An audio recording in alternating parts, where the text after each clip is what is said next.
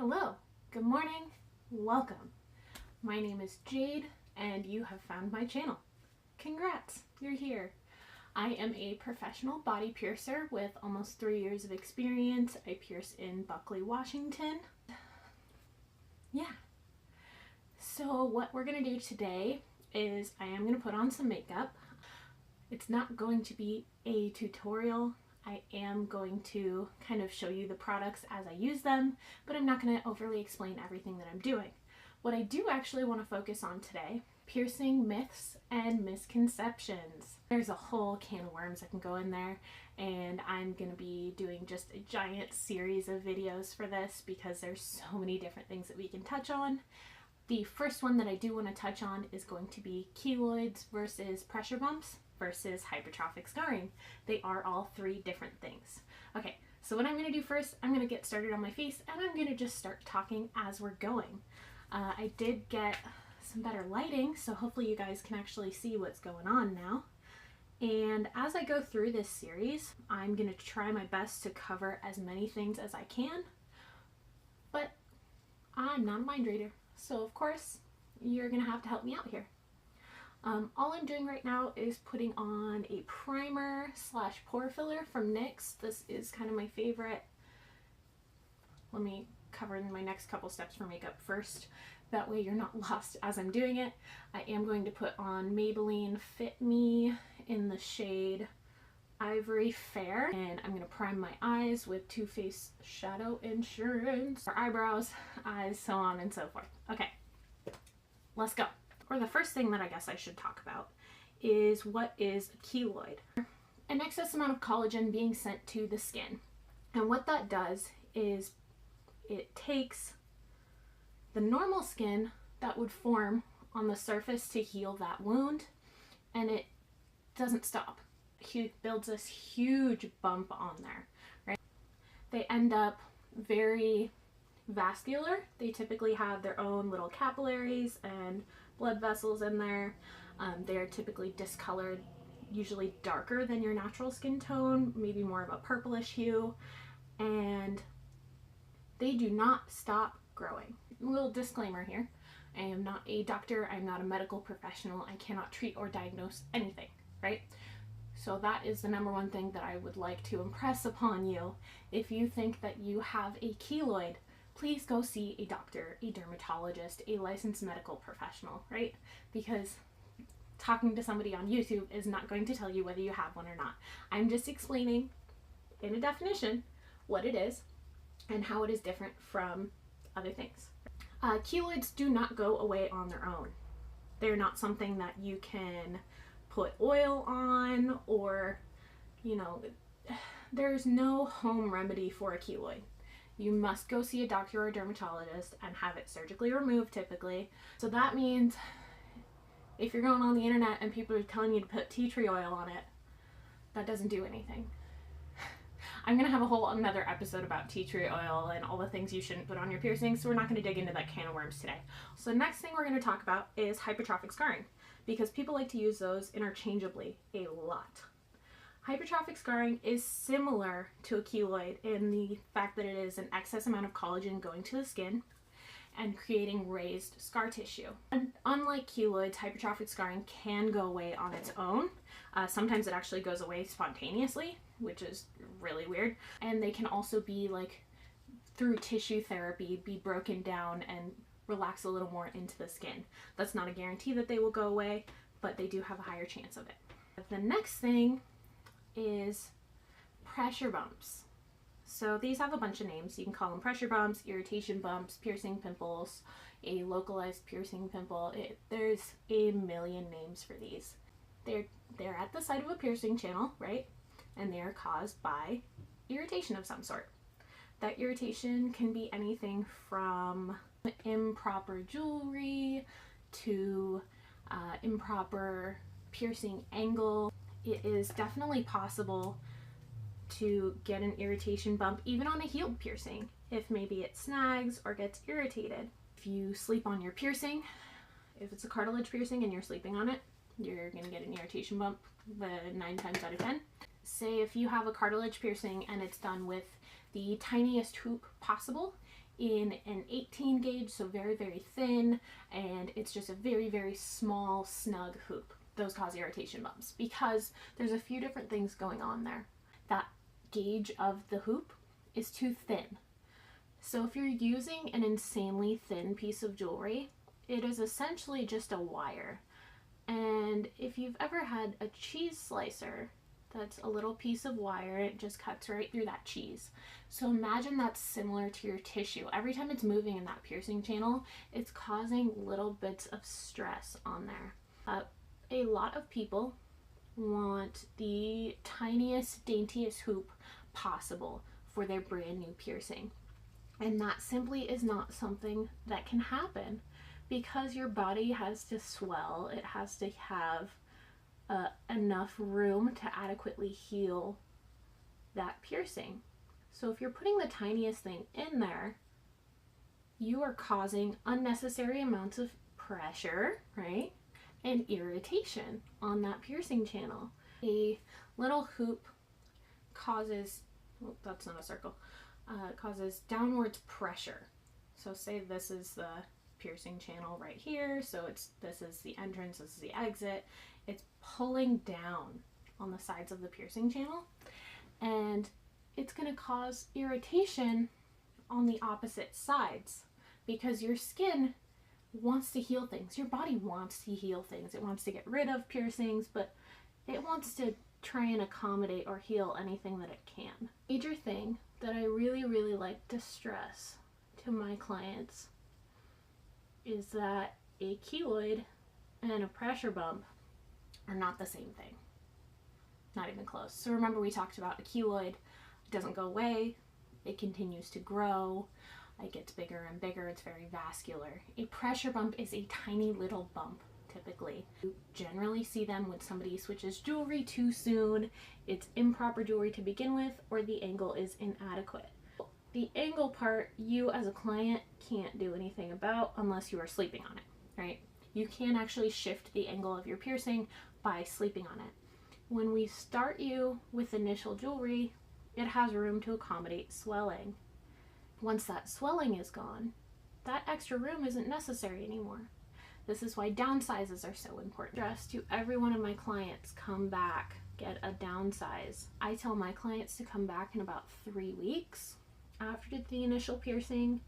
I know other climates, it can be longer, it can be less time, it really just depends. So don't take my time frames as a rule for wherever you live, because I'm in the Pacific Northwest. This is what I notice works for my clients specifically. Okay, so I have some whole hot mess fiasco going on with my eyebrows. I just spent the last 5 minutes trying to fix them, and it's not really working. So they're super jacked up. That's okay. What I forgot to mention was that I was using the Anastasia Brow Wiz in the shade, I think it's medium brown. In other news, I got my hair done, in case you can't tell. The magical Cheyenne did it for me. Is a fantastic human, so if you need your hair done and you're in Seattle, go see her. She's the best. Before my eyebrows so rudely interrupted me. Pressure bumps are typically something that can be troubleshooted, however you want to say that. I'm using the Carity matte palette today. I actually love this palette. It's super affordable and it is so vibrant. All of the colors are super pigmented, super fantastic. I highly recommend it. It's very inexpensive and it's cruelty free. Get yourself one. Or don't. You do you. Whatever. Just suggestion. Pressure bumps can typically be troubleshot by your piercer. There are tons and tons of piercers that will absolutely love to troubleshoot with you. And I like to consider myself one of those piercers because it doesn't do me any good if your piercing's pissed off and angry. Like, how does that help me at all? It stresses you out. You feel like you got ripped off, like you paid for this piercing and now it's all irritated, and like, what, that doesn't do anything for me. One, it definitely doesn't do anything for you, because then, you know, you're thinking that it's my fault. I will say that typically, not always, typically irritation bumps are from something that has happened to the piercing since it was done. However, they can totally be caused by the piercer by the improper angle. So go back to your piercer, have them check it out, see what's going on with it, see if there is some sort of troubleshooting that can be done. The most common causes that I see is from sleeping on them. The main reason is because when you have that long jewelry in there to allow for swelling, it basically is sticking out, right? It's got an extra room on there. There's a whole bunch of extra space. So what happens, we try and start you off with a piercing that is perpendicular to your tissue.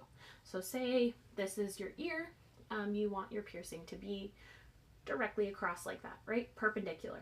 What happens over time is if you start sleeping on that, one side is slowly going to start getting pushed down and down and down because you're repeatedly sleeping on it for 8 hours a night, right? So that's going to actually migrate that piercing channel, and it's going to become crooked over time. So then when you have a piercing like this, it's no longer perpendicular, right? It's nice and crooked. This top part is putting pressure against the tissue right here, and this bottom part is putting pressure against the tissue right down here, right? So you're going to get a bump on the entrance and the exit because it's shifted, and that skin wants to go back to where it is the most comfortable. So it's trying to push its way back down, right?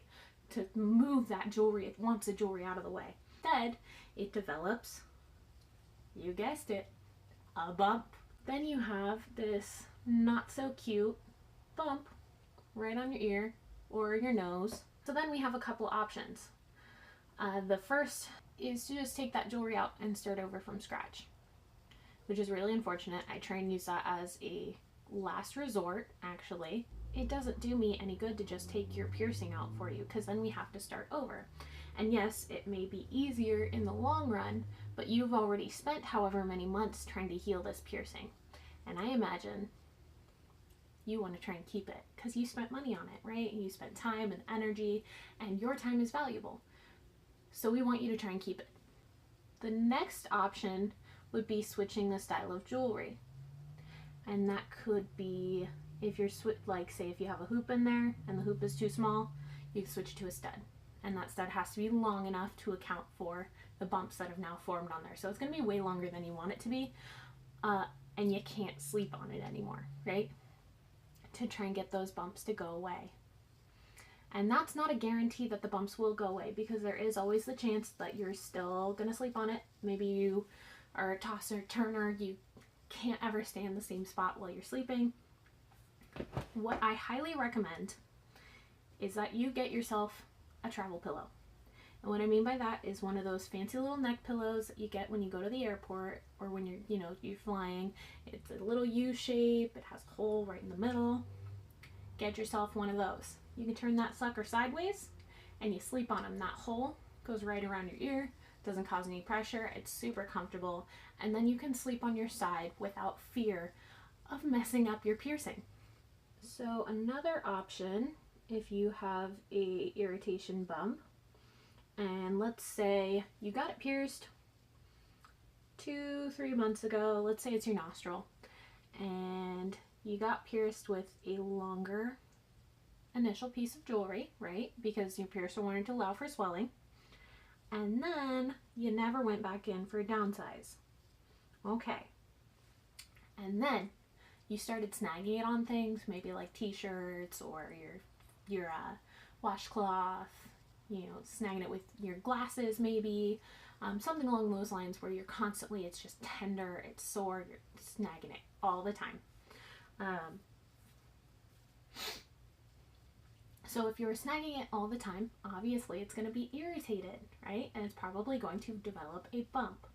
The easiest solution for that, if there is still excess room on there, downsize that post. Put a flatter top on it. Make it less of a snagging risk. Give it a few weeks afterwards. Usually within a couple weeks you'll start to see that bump go away. They don't go away overnight. There is no overnight cure for getting rid of bumps.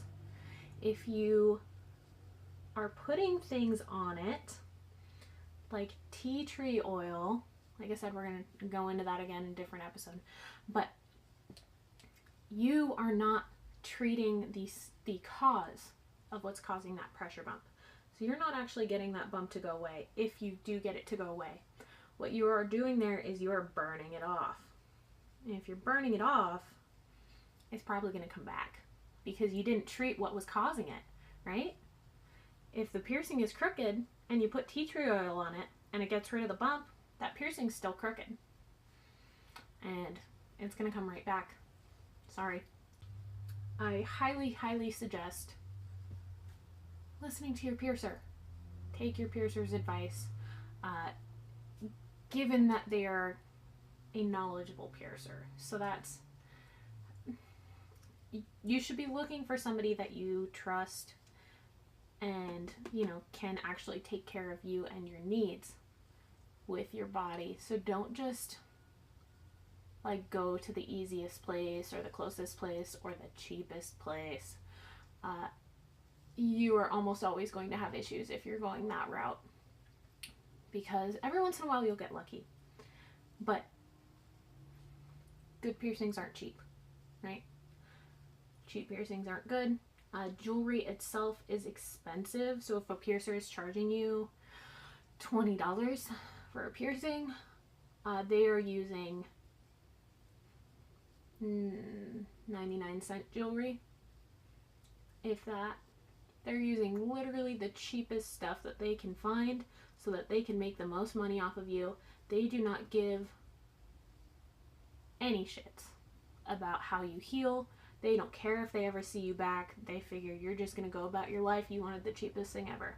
So those kind of piercers, I hate even calling them piercers because honestly they're just mutilating people most of the time.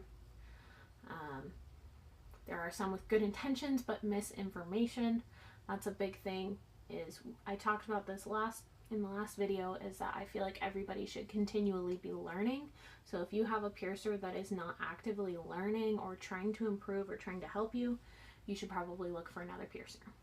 Okay, what I have going on here so far, if you can see this, I did put the shade Ego in my outer corners, packed that on there, buffed it out. I used this shade on a fluffy brush and blended the two together, and then I added this awesome pink shade.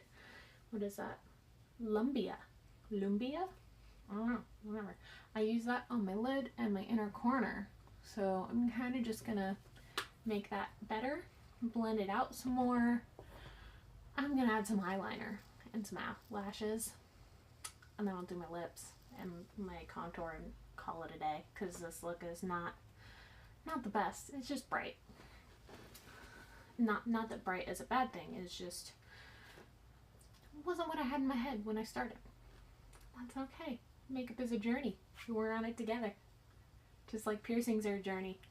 They are an investment in your body over time, because they do take a while to heal, and you can't change the jewelry overnight, right? Okay, so that brings me into the next thing. A lot of pressure bumps are caused from changing your jewelry too soon. So like I said, if you have too small of a hoop in a piercing and it's not healed, it's going to cause irritation. So what I mean by that is mostly nostril piercings, right? Because we all get our nostril pierced and we're like, I want the tiniest, snuggest hoop in there ever. I want it to look sleek, I want it beautiful, right? You don't want a big 90s hoop. So the problem with that, if that fistula, the piercing channel inside, is not fully healed, it's still going to cause irritation. And that irritation, the hoop is pulling down on the entrance and exit, right? So you're going to get a bump right on the top there. You're going to get one on the inside. You won't really be able to see it, but you'll feel it. And it's not going to be cute. What I recommend personally for my clients, like I said, this is what I find works for me. Don't yell at me if you have a different opinion and you're a piercer. That's fine. Like I said, climates are different. I recommend a minimum of 6 months before switching any piercing to a hoop. They can take longer though. Every piercing can take longer to heal depending on you and how you're taking care of it. If you are twisting and turning your jewelry, if you're picking at it, if you're touching it with gross hands, if you're putting alcohol on it, tea tree, anything like that, it is going to take longer to heal. It's not going to be a happy piercing. So what I recommend, if you have a hoop in there and you've got a pressure bump, 1, go back to your piercer. 2, switch back to a stud, right? I personally prefer flatbacks. It is basically a straight post with a flat disc on there. Little disc on the back, right? And then the top screws on this side, right? And that can be a ball, it can be a gem, it can be a big fancy whatever. It's a top. Easy peasy. You don't have that big old corkscrew in your nose making everything uncomfortable, collecting all the boogies and the debris. And they're super low profile. You can stick your entire finger in your nose again if you want to pick your boogers out, right? And you won't really get caught on that disc. Basically, I'm helping people pick noses. That's my job. What I'm saying is, if you are planning on switching to a hoop, it is worth the wait. Don't let it ruin your life if you can't put a hoop in it, because there are plenty of other cute jewelry options and different styles of things that can give you the look of a hoop without an actual hoop.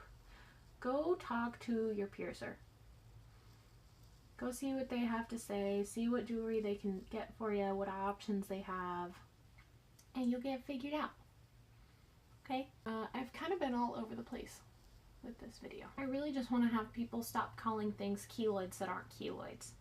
Especially because if you are a piercer telling everybody that they have keloids, first of all, you're not a doctor, so stop trying to diagnose things. Second of all, if you think that it is a keloid, you should send them to a doctor, right? Because like I said, you can't get rid of it on your own.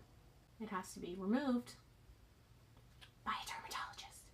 We covered this, right? In the beginning.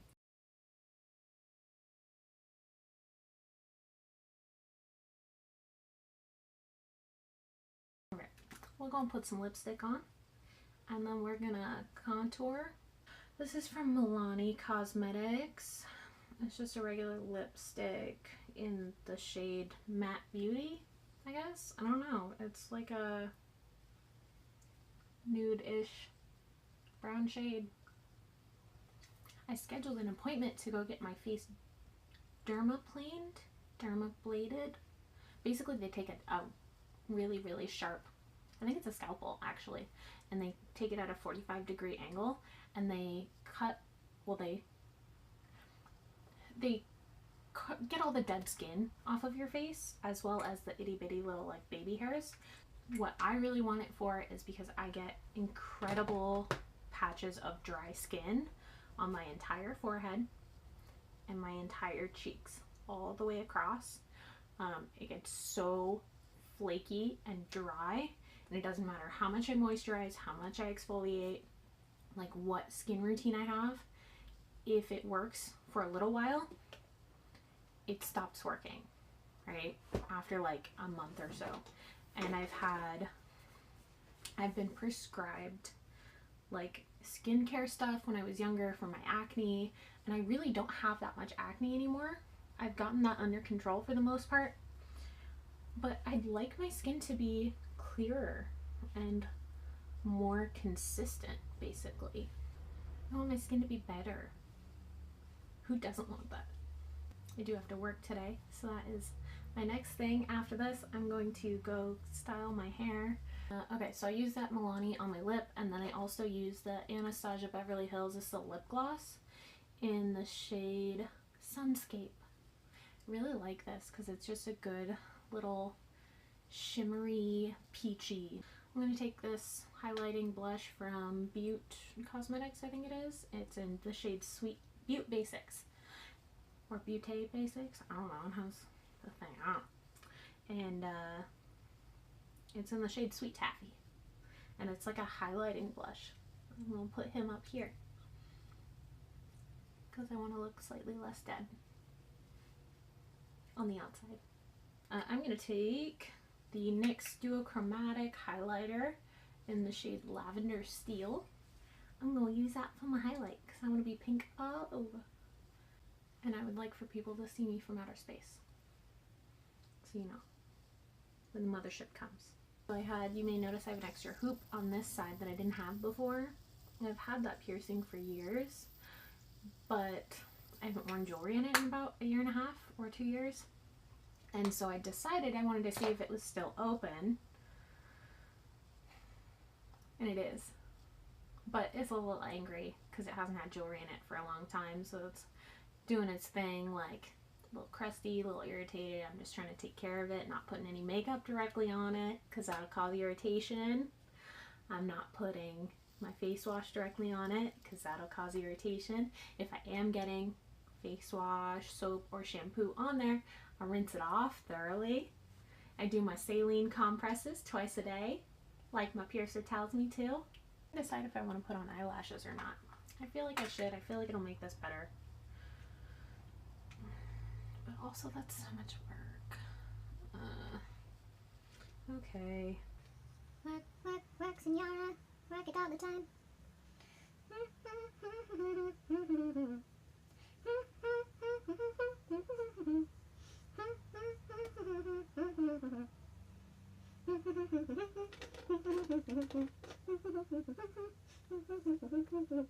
Jump in the line, shake your body on time. Okay, I believe you. So, here we have the finished look. Oh god. Here we have the finished look. I'll take better pictures too. Okay, that's all I have for you today. If you are new here, please subscribe, like the video, leave recommendations for things you want to see in the comments below. I am going to leave everything that I used today and colors specifically in the description. That way you don't have to try and like figure it out because I wasn't very good at describing things today. Also, you can find me on Instagram at Jaded Piercing and here. Right? I did actually start up a Twitter, but I don't even know if I'm going to use it. It's under Jade Renfro. You can go tweet me. I don't know. I'm new to Twitter. Tell me how it works. I don't know. I was just like, I probably need this. It's probably a good tool. Anyways, if you have any questions, guys, put them in the comments, message me, whatever you want to do. I look forward to hearing from all of you. Thank you so much. I hope you have a fantastic day.